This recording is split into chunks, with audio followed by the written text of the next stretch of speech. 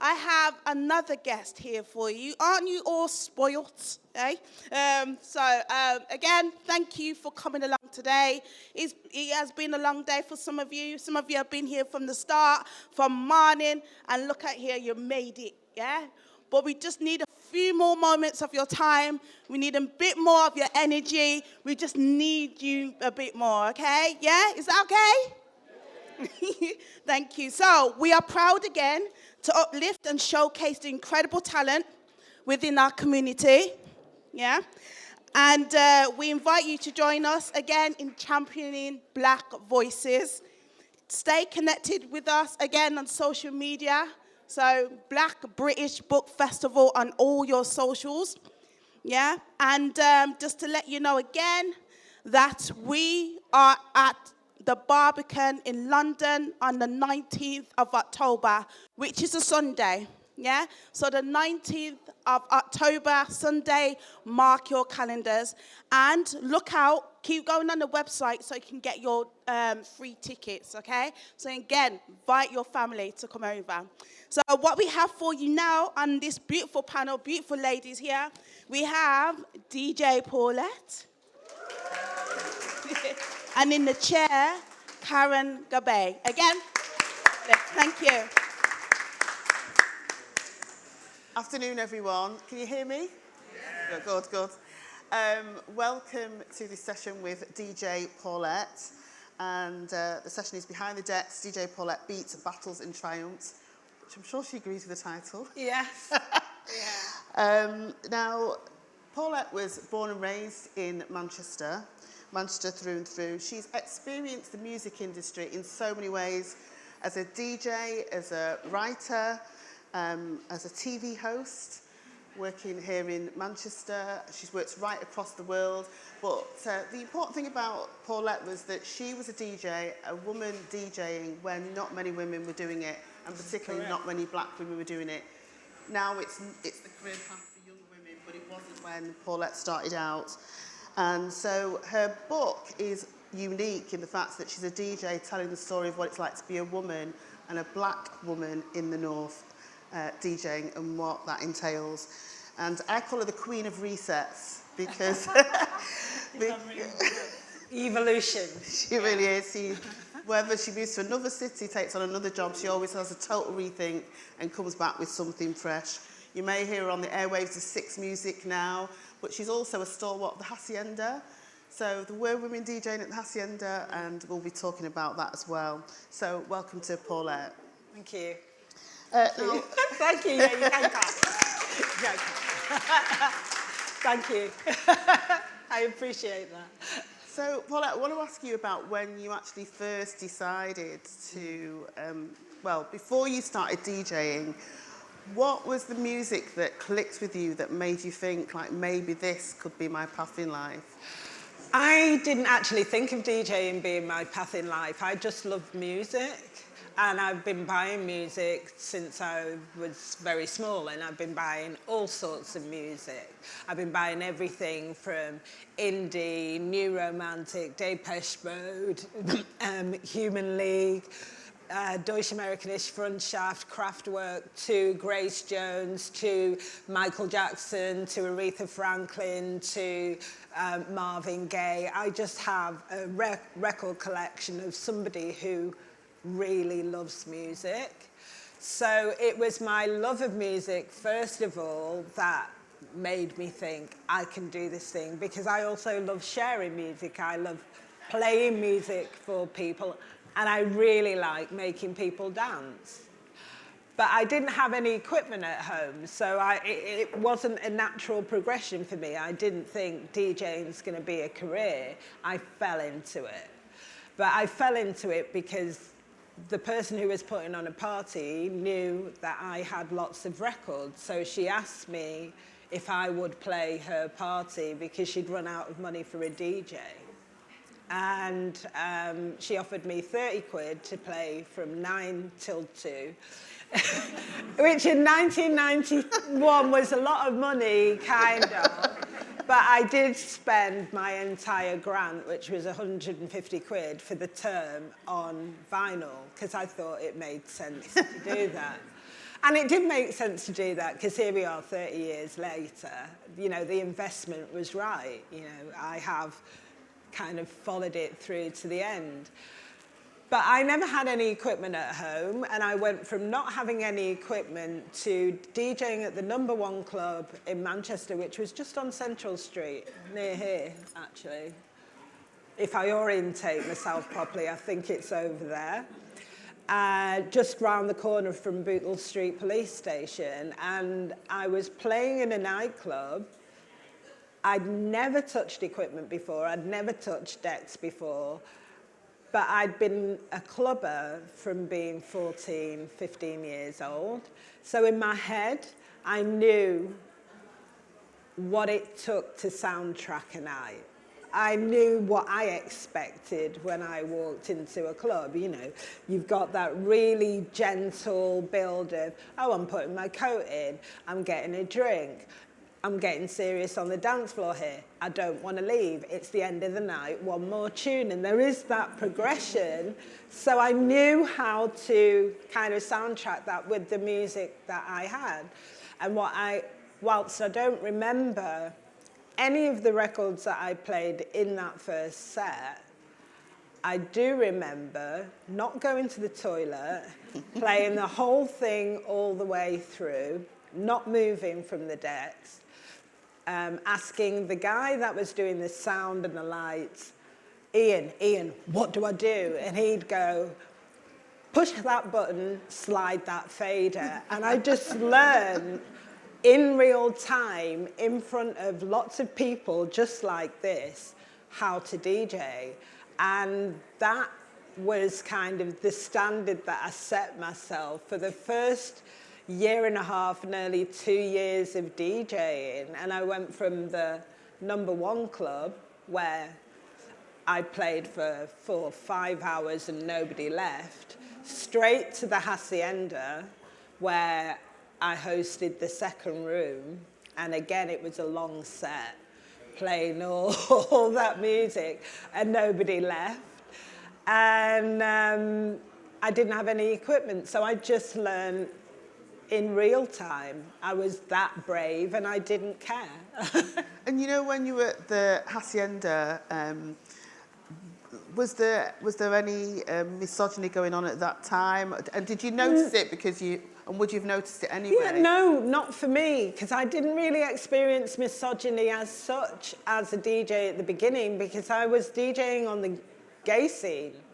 And first of all, I don't think I'd have had a DJing career if I had have if I'd have asked any of the straight promoters, hey, can I, DJ at your party? Because then I would have experienced misogyny. But because I was DJing on the queer scene, and we went to see them and said, hey, can we host your second room? They embraced the difference. They wanted to include the queers, the dykes, the freaks, the misfits, the everything. They wanted everybody in that space. And it kind of left it really open for me to be whoever I wanted to be in that space, because I was safe. They wanted me to be there. They put me on the flyers, they put me on the posters. Every single flyer and poster had my name on it. So there was no misogyny, because in that respect, because Paul Carnes and Lucy Sher made a concerted effort to make the women that were involved in that party, to give them an equal footing as the guys that were involved. And the eye-opener for me was doing that switch. And when I got more popular, when I started to DJ on the straight scene, and that's when I experienced the misogyny and the difference, and you're only here because you DJ in a bra, a Wonder bra and a fluffy knickers, or I got all of that. I wasn't a serious DJ because I was a woman. And It was when I started to DJ on the straight scene that I experienced that, not at the beginning. Now, I'm going to ask you to describe like a flesh night, because the thing about the Hacienda is that some people describe it and they were never there. That's true. That's true. Some people say they played there and they only danced on the dance floor, Yes. and I can tell you which ones they are. So just really for people to get, because we've got, often people talk about clubs and people are like, well, what do you mean? So just give people just a little bit of brief insight into what that night looked like. Well, first of all, what I would say is it was flamboyant, it was bright, it was brash, it was eye-popping, right from the flyers to the posters to the decor, the production, everything was like bright and sparkly, even though the toilets weren't. But that's another, that's another discussion. But this is 1992 in Manchester. You know, the clubs in 1992 in Manchester were either very chrome and mirrors, carpets, and the Hacienda was different to that because it was a big, like, warehouse space. Industrial space. So it moved away from that, like, meat market, pulling joint sort of vibe, and it became an event. It became an event space. So for the Flesh Party, we'd have things like, I mean, it will seem like really normal to people now to talk about what we had at this party, because you see that at festivals all the time now in 2025. But what I would say is we lit the match, because we did this different thing that now in 2025 you take for granted. So we had like tattoo artists and masseurs. We had a fashion show in the middle of the event.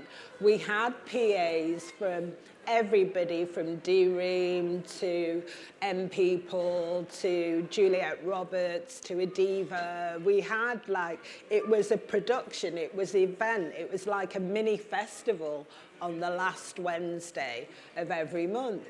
And it was hot in there. The Hacienda didn't have any aircon. So people wore what they wanted. And it was either designer, John Richmond, Vivienne Westwood, Destroy, all the labels, you know, whatever you wanted to wear.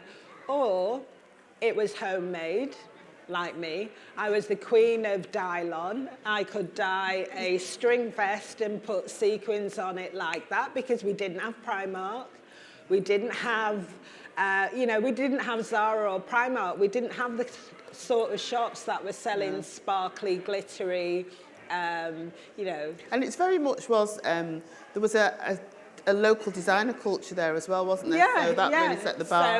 So it was, Murray and Verne. I wore a lot of rubber wear, in a very hot place. But it was just whoever you wanted to be, you were. And if you wanted to wear gaffer tape on your boobs and nothing else, then crack on, and people did. So that's what Flesh was. It was just this free space where we really brought the tribes together. We brought the people from Liverpool, Sheffield, London, Manchester, Newcastle. People came from all over, Glasgow, Leeds, you name it. Everyone descended on the Hacienda last Wednesday of every month.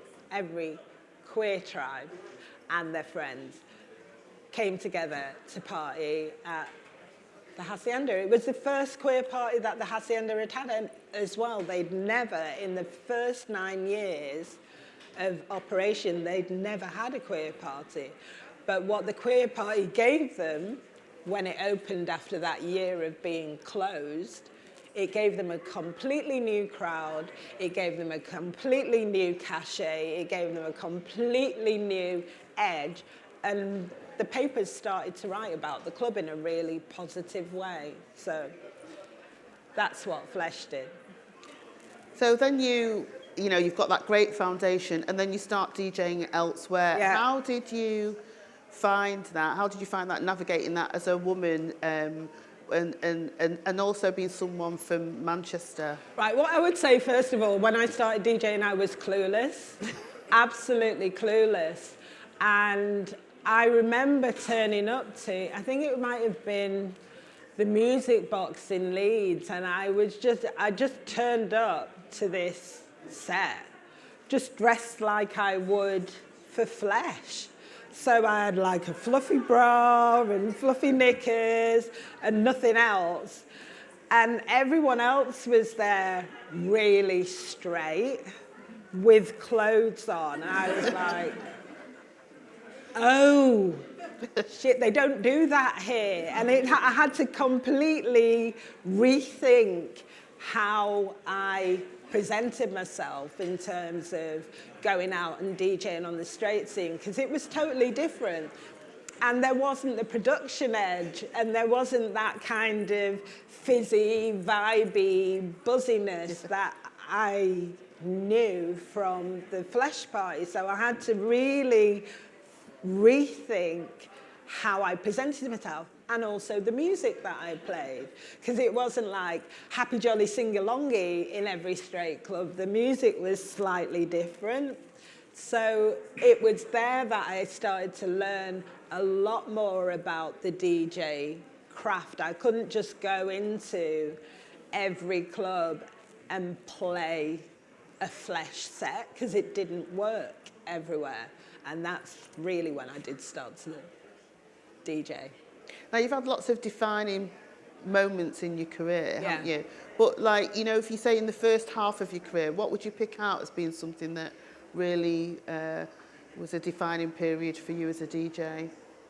I think, well, first of all, Flesh was the one, because, you know, it got me in the magazines. I was in The Face, ID, you name it, DJ magazine. They were all taking pictures of me because I had a very unique and singular look. I had a shaved head. It was a bit Amazonian. It was a bit like, it was a little bit manga. It was a little bit Grace Jones. It was a little bit of everything, but it was something that people didn't really see. And also I was a woman behind the decks. And there was a black woman behind the decks. And there was two other women in the UK that were giving that sort of face, which was Sonique and Smoking Joe. Yeah. And then aside from us three, all the other female DJs in the UK were white. That were getting any like press sunshine. They were ostensibly white. So, yeah. So that, you know, DJing at Flesh, definitely a defining moment. And doing the TV for Granada, getting that Juice programme and presenting a live TV show every week at peak time on Granada, that was, you know, it was a big deal. So, yeah, definitely two defining moments there. So Juice was a music show, wasn't it, made for Granada, which is where I first met you in the backstage with Misha Paris, and did have live acts like And People on. So it was a really big thing coming from Manchester, with because it co-hosting with Joan Collins' daughter. It was the equivalent to The Word. Yeah. I mean, you might have heard of The Word in, you know, Terry Christian was on it, and Danny Bear, and the programme that I did called Juice, it was like a regional equivalent to that show, and we went out at the same time, so we were kind of competition really for that show, and we did very well, thank you very much. Now, talking about your book, when you were asked to write your book, it came at that was a pivotal moment, in that lots of you'd not long been back in Manchester, but also you were doing one of your resets, but also people you'd been spoken to about your grey hair. So we're jumping ahead, but it's an interesting thing, because in your book you speak to younger DJs as well. Yeah. And I just wondered, for that, how much did that having that conversation make you want to elevate your career again, and to kind of like hit back at someone saying to you about the colour of your hair? Right. So there's a few things there. I mean, the commission for the book came much, much later after I returned to the UK. It came during the pandemic. But I returned, I've spent a lot of years away from Manchester. I moved from Manchester to London in '94. I moved from London to Paris in 2004 and spent 10 years DJing in France. And then I went on to Ibiza and spent 2.5 dreadful years trying to find myself and rebrand myself, which was absolutely disastrous. And then came back to the UK in 2015.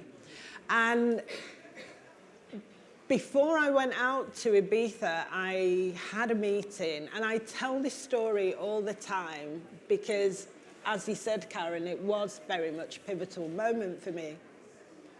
I'd had a meeting with a club promoter. We'd gone for dinner after the ADE.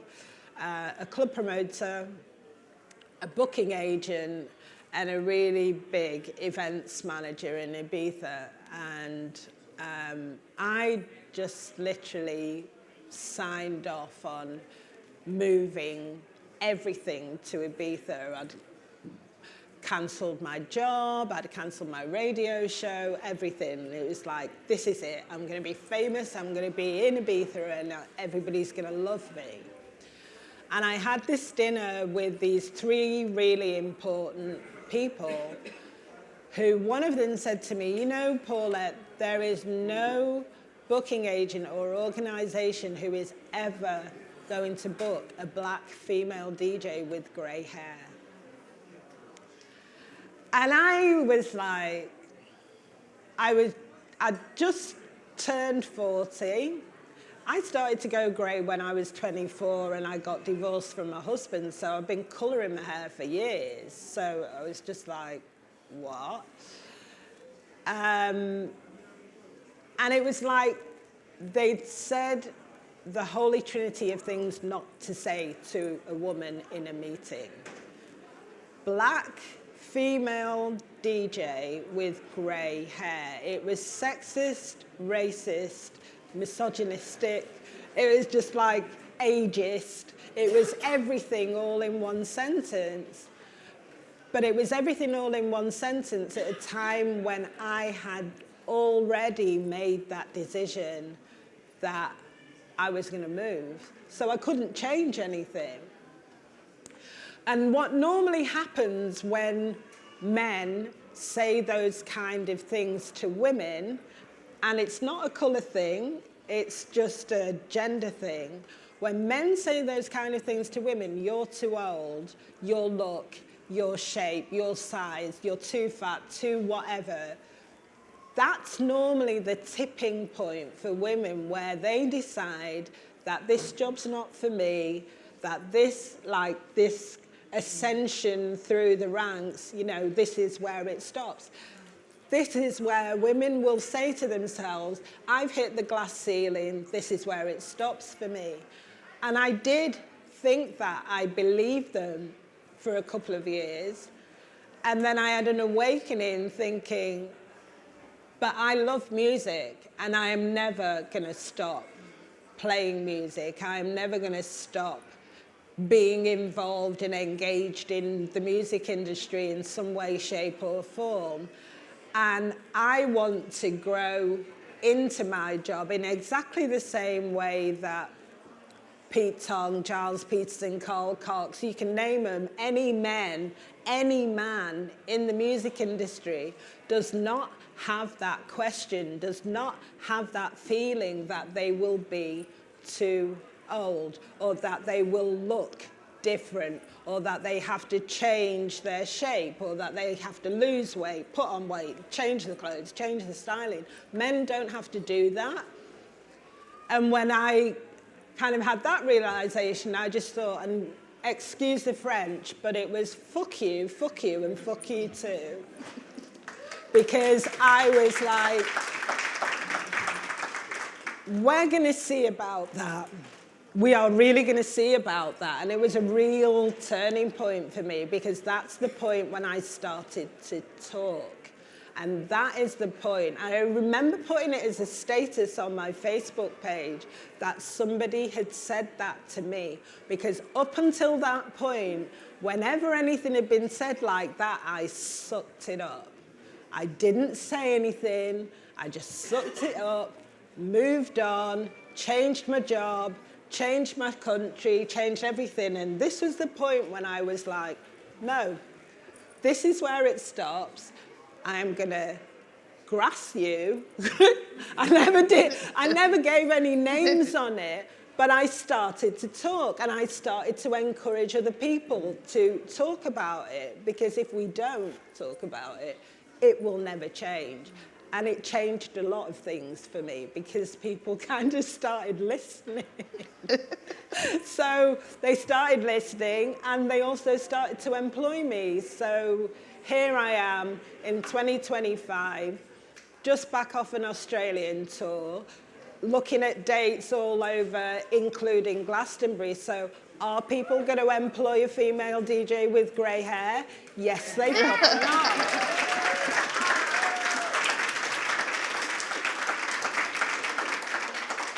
I mean, it is so important not to suck it up anymore and to just, like, let people know the reality of how it is. And in your book, I mean, you're actually giving life lessons. So can you just read a section from it as well? Yeah, here's the thing, because I was also a PR. I used to do PR for Talking Loud and Manifesto Records in the 90s. And I've got experience of the music industry from every single perspective, from record labels, from TV companies, from radio shows. So here's a little bit. And it's a thing that people really don't take on board. A lot of the artists that I was doing the PR for were black people, were people of colour. And the battle of getting them in magazines in the 90s was literally that. So here we go. You can also be overlooked when you stand in the shadow of giants.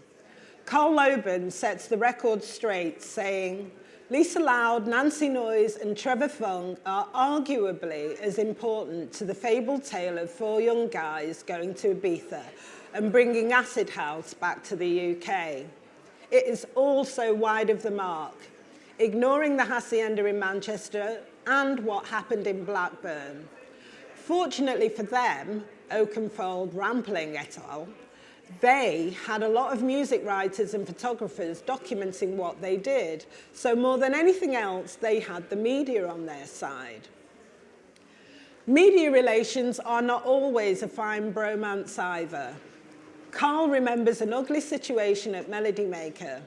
It was 1997, the week after Ronnie Size and Represent, who were my artists. The week after Ronnie Size and Represent had won the Mercury Music Prize. Me and Neil Kulkarni had both suggested putting Ronnie Size on the cover of the Melody Maker. But the editor, Mark Sutherland, said, no. If we have a black face on the cover, it doesn't sell magazines. Well, somebody better tell those award-winning artists that their names weren't on the list. Now, the only way to stop these serial history killers is by publicly debunking and stopping celebrating the false past where women and minorities don't contribute to or exist in culture or society. It's time to provide a balanced commentary and celebrate the beauty of a diverse and inclusive present.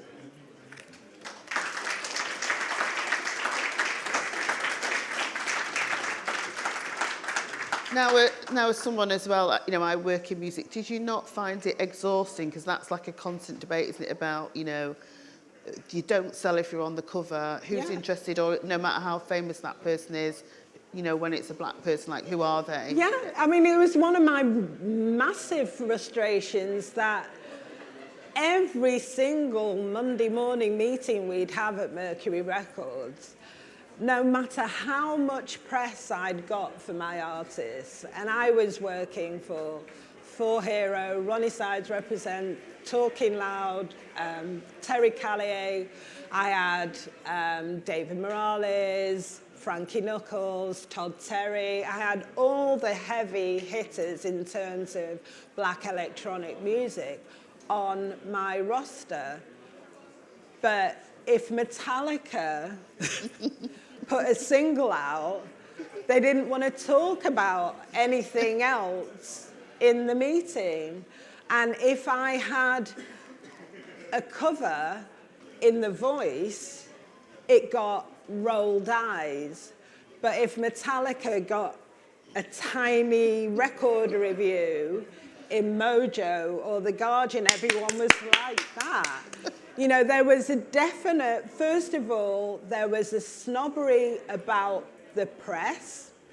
The black press was a lesser relation. They would not kind of give any exclusives to the black press, but they would give everything to The Guardian, The Times, The Independent, the broadsheets. And it was like beating your head against a wall saying, yeah, but what we say in these papers sets the tone for what they write. And if I take a review to The Guardian, I will only get like a tiny little review and that will be it. But if I get a cover in The Voice, then The Guardian will see that and go, oh, who's this artist? And you can grow an artist that way. So it was a constant battle getting them to understand the value of what we do and the value of how we will identify trends and artists much, much quicker than The Guardian, The Observer, and all of that. We're a lot more in touch with, first of all, our communities, the underground, call it what you will, but we are a lot always more ahead of the game. Always ahead of the game. So yeah, that was the biggest battle. And you know, and also being black in a record label where there were a handful of black women in the entire company. So something I learned in the last couple of years was that in the music industry, they always put women, black women, but women in publishing and promotions, and they wouldn't give them jobs elsewhere. And for people working in radio or TV, we used to think it's great, but actually it was to limit women. Yeah, that was the reason why you always put in those. Totally. Yeah. I remember going for an interview for my promotion and being told, oh, you don't want this job. You're a maverick. You don't want a promotion. You're a maverick. I was the highest paid press officer. They were paying me so tight on the top of the pay scale, and they refused to give me a promotion. They would rather, and this is the truth, they would rather pay me the $5,000 extra, but keep my job title down to press officer rather than make me a senior. And that's when I left. Now, mentorship is really quite important, and often it's not offered as much as we think. But how important is mentorship in the industry of DJing and in music, and has it changed your life by being mentored? Yeah, I mean, I think it is really important, and I think probably for the first half of my career, I never had any mentorship at all. I mean, it was 90s through the noughties anyway. Everything was different then. We didn't have the internet. We didn't have, streaming services. I think MySpace didn't come till 2006, I think, and Facebook 2008. Might have those dates wrong. But we didn't have that kind of accessibility. People weren't as accessible as they are now. So if you had a mentor, it was definitely someone who knew you really well that was gonna lift you up. And I didn't ever have anyone like that. I always met the other side of it, where I was kind of fighting to get my foot in the door and not really getting any help from people going, oh, we think she's really great, let's build her up. That has happened more the older I've got, which is, in a way, it's a really nice thing, but it's also really frustrating thinking, why have I had to wait this long to get people to support me? But I'm glad that people are finally that people have actually got my back now. So, you know, whether it's the people from the Hacienda or whether it's the people from Six Music, I'm feeling a lot more supported in what I want to do than I've ever been. And I think it is really important because it only takes one person that is interested in what you do that said, oh, we think that's great, but have you ever thought of doing it this way? Or have you thought of contacting that person or maybe working for those? That it helps shape the way you move through the, you know, whether it's the structure, the organisations or the world at large. I mean, it's the opposite of what people think, because you're being mentored the older you are, but often, you know, I somebody think could have shut the door on. But I also think you can learn from anybody as well. So mentors don't always have to be the same as you.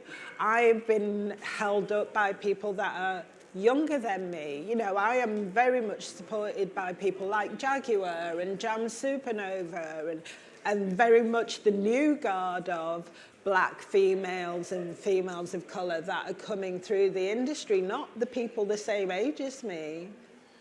And it's really interesting to me to feel like, and to be able to collaborate and engage with people that are a whole generation younger than me.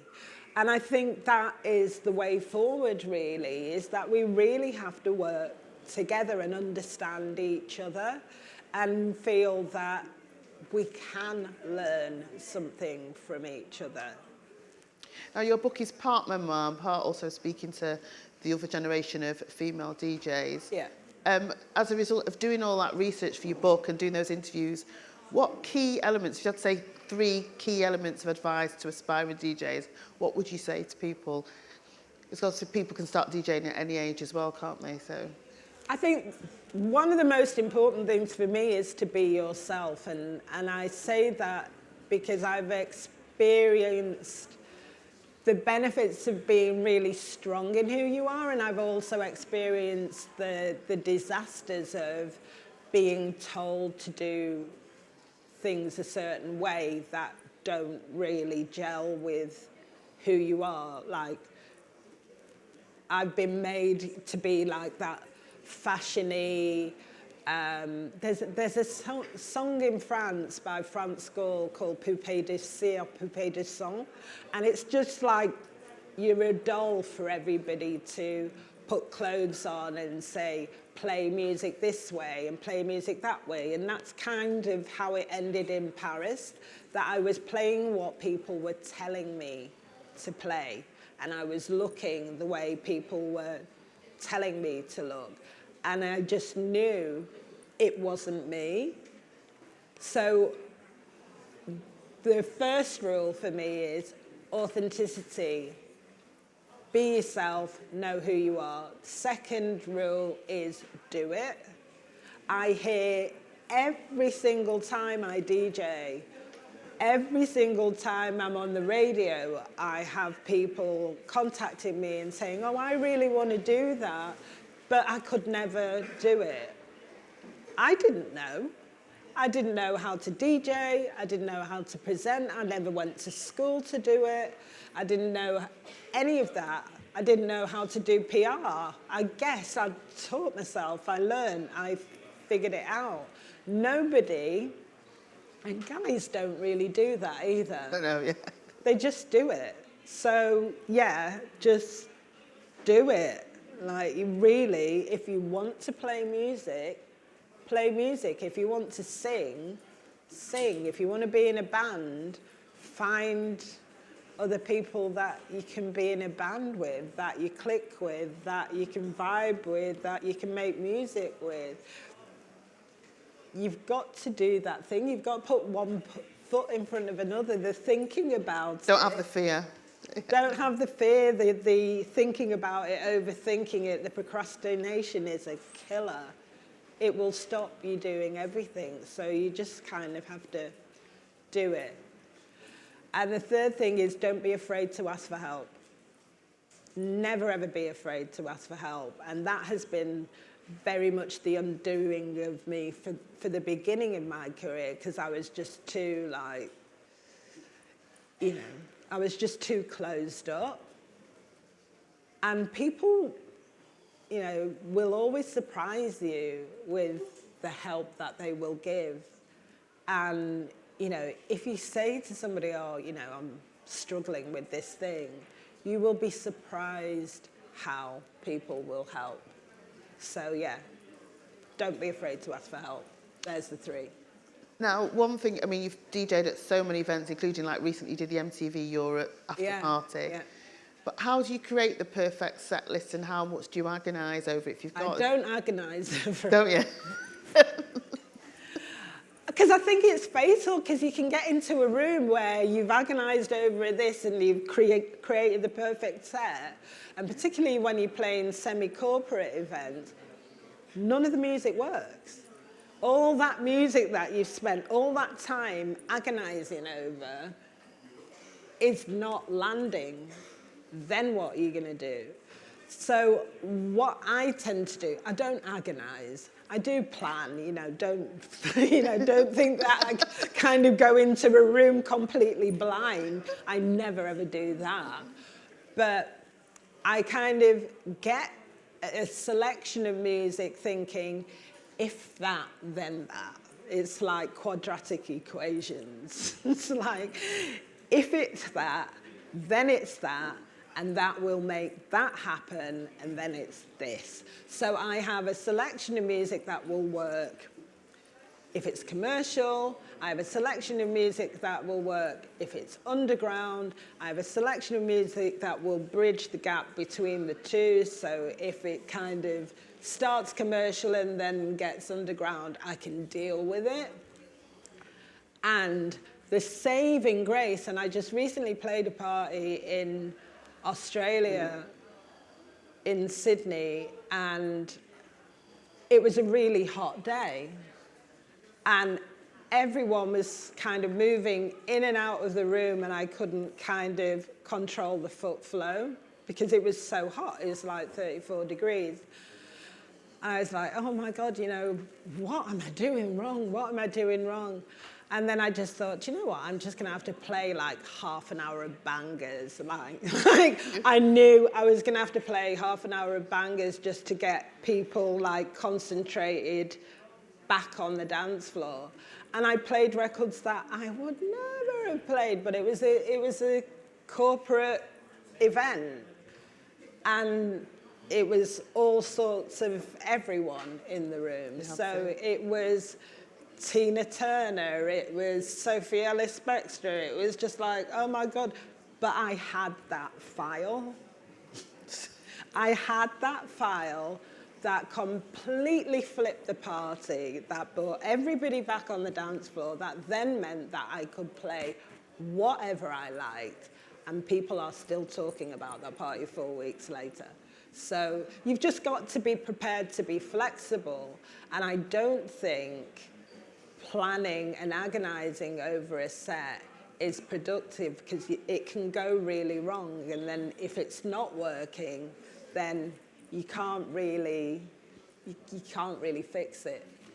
So, yeah. I'm going to come to questions after this last one, but I'm going to ask you, what's the maddest party setting that you've ever done? But it's not all about the party, though. But well, I mean, I played all sorts of places. I played like under the Eiffel Tower. I played on the Champ de Mars. I played like regularly at the Place de la Bastille.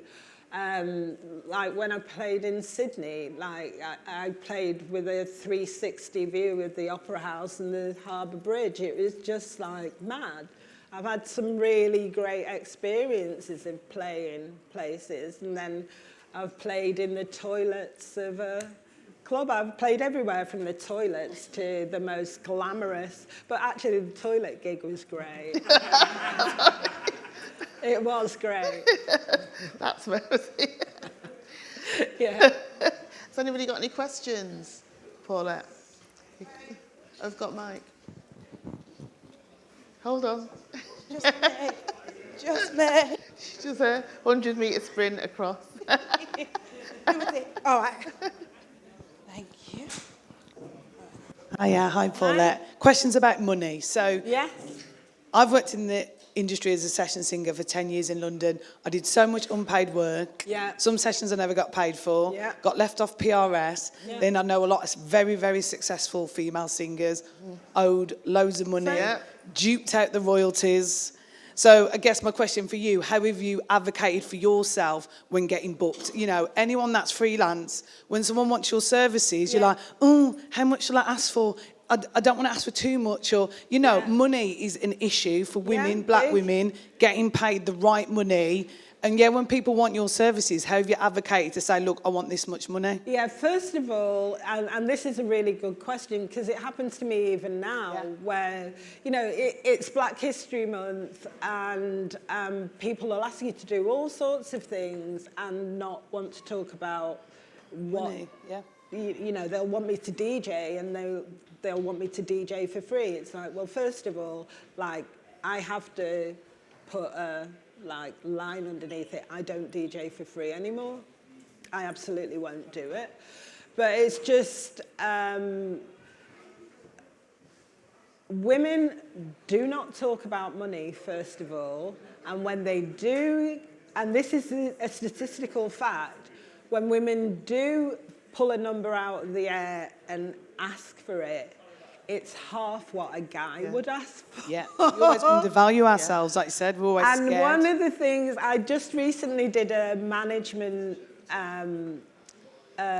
music leaders management course, and they said that women need to start openly discussing money, fees, how much, like, an hour's work is worth between us, because until we start to figure out what we're all earning and not earning, we can't actually ask for what we're worth, and we will always get underpaid. So we need to start, first of all, between ourselves, having the money conversations that we're not it's absolutely having. We are not having these conversations. Men don't think about asking for money. And the second thing that I did, I got an agent to ask for the money for me. And I've had female agents and male agents, but if you can put somebody in between you, then it stops people feeling like they can do that personal thing, like, go on, do us a favour, and they will always talk you down because you know them. I will just say, can you ask my agent, because DJing work, I don't do those direct anymore, and it just puts that little buffer, doesn't it? little buffer in the way where people aren't going to take the mick, you know, and they will respect whatever the fee is, and if they don't want to pay it, that's fine. You know, no love lost, nobody's offended, and then you haven't got that horrible feeling of somebody falling out with you because you've asked for the fee that they don't want to pay. So put somebody else, get somebody else. I think the to wider ask for money. conversation. But the is open a good start, conversation is the you know. start, because we do need to talk about money. Yeah, thank you. Great question, thank you. Anyone else? Or are you all terrified? Hi, I'm just wondering why Ibiza didn't work out and why it probably took 2.5 years for you to say it's over. Yeah, because I am really bloody minded and I will give everything as much as a chance as I can possibly give it. But I knew from the beginning that Ibiza wasn't going to work. And the reason that I knew it wasn't going to work was because I hadn't prepared properly for it. I hadn't planned properly for it.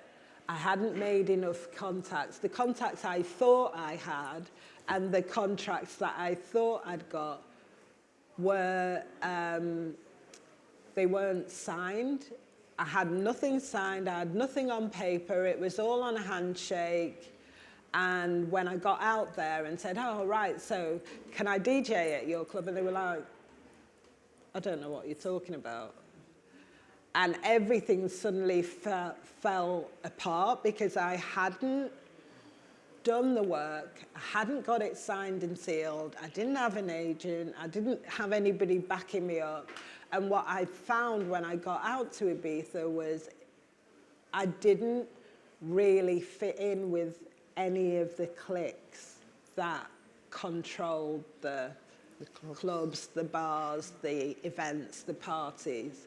And I'd get like a little bit here and a little bit there, but it just wasn't frequent enough to pay my bills. And I was spending my savings to live out there and pay my rent, which was extortionate. It is so expensive out there. And the work that was coming in was, the fees were just awful. You know, I was offered a Halloween gig on the first year. And I remember this so clearly because I was thinking, this is less than I was paid when I started DJing. And it was like 2013 when I moved to Ibiza. And the first year, I did a Halloween party for an organisation, I won't say who it was, and they paid me €50 to do it. 2 years later, they offered me the same party and it offered me €30 to do it. And it was at that point where I was like, you are kidding yourself. You cannot, it cannot be getting any less than that. What are they going to offer me next year? 10? You know, and that's not what you think about like, Ibiza, because from a DJ perspective, it's like you think you'll be working every Friday, Saturday. And this is the other thing that I had underestimated, and this is why Ibiza didn't work. Ibiza is an island. It is in operation for 3 months a year. So for 9 months a year, you had better have another job and a full-time job that is going to pay all your bills, all your food, everything, because if you haven't got other source of income that's going to support you for the 9 months when the clubs are closed, because the island does close down, then you're going to really struggle. And I did not have that. This is where I say I hadn't planned properly. This was my fault. This is on me. And, or what you have to do is make sure that in the 3 months that the clubs and bars are open, you are going to spank every gig. You literally have to work 7 days a week and do 2 parties, 3 parties a day to make that money, because the fees are that low. Like, people think it's all really glamorous. It doesn't pay you a huge amount of money DJing on that island, because it's like, it's profiles. Yeah. Profiles. Don't work for profiles. I've never seen a profile. I don't know whether it's a cryptocurrency or something. It pays, but profiles pay for nothing. So, you know, they don't put food on the table, but that's how the clubs out there work, because, you know, you want to be seen to be working for Amnesia, Privilege, Pasha, High, you name it. So they've kind of got the resident DJs over a barrel, and the resident DJs don't get paid anything like what the guest DJs will get. You know, because there is that discrepancy. We know that David Guetta and Marco Carolla, Calvin Harris, earn £250,000 per gig. But they will pay the resident DJ €100. And that's the discrepancy, and that's why Ibiza didn't work. I'm not David Guetta, I am not Marco Carolla. I was earning between 50 and €100 per gig, and it just wasn't paying enough. My rent was €1,500 a month 10 years ago. 10 years ago, my rent was more than my rent in Manchester is now. Yeah. Time for one more question. Yeah. Anybody else? Anyone else? No? Oh, Yeah? Just a minute. Yep. And that's the other thing that makes it difficult is that they kind of find you. And the second time round, like the agent I've got now, I did make appointments with 4 or 5 different agents, but they have to think that they can work with you. It's like a mutual thing, but you kind of have to find the agent that has the people on the roster that are a bit similar to the music that you play and kind of attack it that way. A friend of mine said it's like dating, trying to find an agent. It is, but speed dating. Yeah, but one thing that I do know that people can't name, but there's about 3 or 4 people who I do know who say they have an agent, but they don't. It's just them with a different email address. Yeah, that's true. And if they need to, they actually put. That is an option. And they actually, and and if they have to actually answer the phone, they've mastered another accent. Yeah. Facts. Yeah. I know. I think we might know the same person. People. Not. Yeah. So because it's about making that money in between finding someone. Mm-hmm. And yes. Mm. Yeah. Well, thank you so much to DJ Paulette. Thank you very much.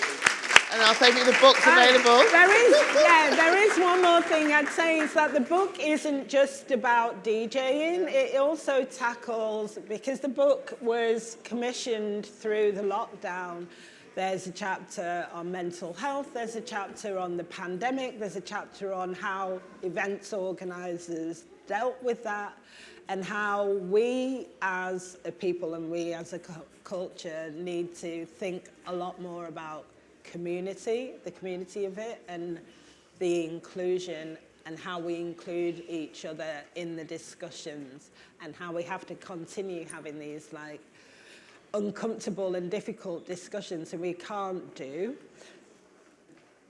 Archive is really important. Telling our stories is really important. We are in the process of seeing the United States destroying like the records, the history, the actual knowledge of they're erasing their past. So it's really important to share these stories and to commit them to magazines, paper, books. Write what you need to write. If you want to make a blog, make a blog. Get your story. If you think your story should be told, write it, keep it, put it somewhere, share it. It is really more important than ever for we as Black people of colour, women, whether we're, disabled or, whatever our minority or difference is, it is really important to tell those stories, commit those stories to paper, print them, share them, tell them, and that's my last word.